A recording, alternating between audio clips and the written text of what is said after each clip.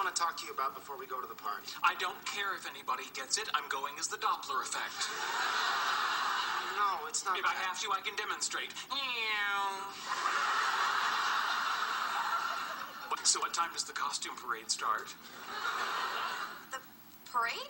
Yeah, so the judges can give out the prizes for best costume. Most frightening, most authentic, most accurate visualization of a scientific principle.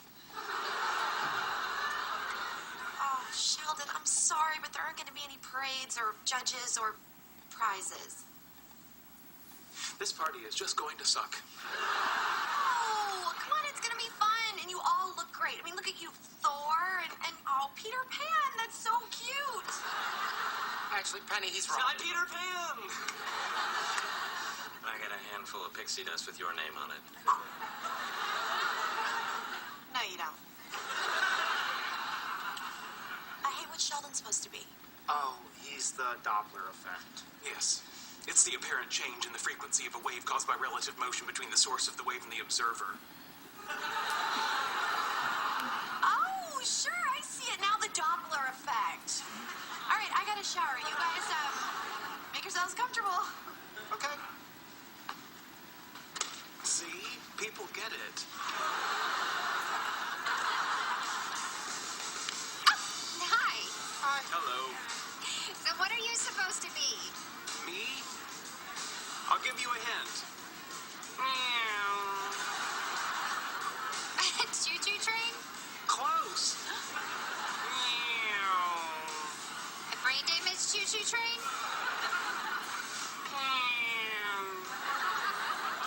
I still don't get it. I'm the Doppler effect. Okay, if that is some sort of learning disability, I think it's very insensitive. Why don't you just tell people you're a zebra? Why don't you just tell people you're one of the 7 dwarves? Because I'm Frodo. Yes, well, I'm the Doppler effect. As Sheldon's costume portrayed, the Doppler effect is the phenomena characterized by the change in frequency of waves observed when a wave source is moving relative to the observer. The Doppler effect was first proposed by Austrian physicist Christian Doppler in 1842. His theory was based off how some stars in the sky emitted different colored light. This effect was again tested for sound a few years later and became universally accepted in 1848. The Doppler effect is an integral part of many modern theories. One of these theories includes the Big Bang theory. How ironic.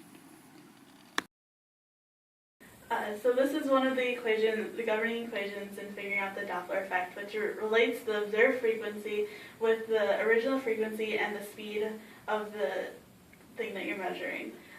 In this equation, F stands for your observed frequency, F naught stands for your original frequency from your aircraft, as in this problem, V stands for the speed of sound, V naught is the speed of the observer, or who is measuring the sound, and Vs is the speed of the sound source. Given. Alright, in our given problem statement, we are provided with the information that F is equal to 2,700 hertz, F naught is 1,000 hertz, the speed of sound at sea level is 331 meters per second, V naught is equal to 0 because we have a stationary observer, and so all we need to solve for is the velocity of our aircraft. Cool. Plugging in these values into our original equation and solving for Vs, we find that Vs is equal to 208.4 meters per second.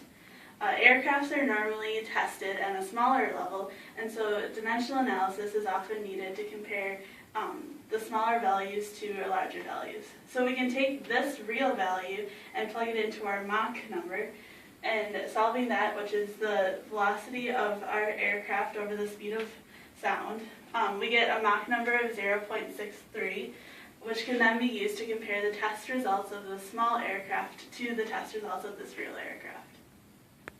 A new jet prototype is being tested to ensure it performs as expected based upon a small-scale model test. A stationary observer measures the frequency of sound coming from the jet to be 2,700 Hz.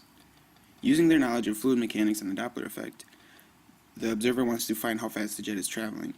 The observer knows that the frequency of noise from the jet's engine is 1,000 Hz and the speed of sound is 331 meters per second. Determine the speed at which the jet is traveling.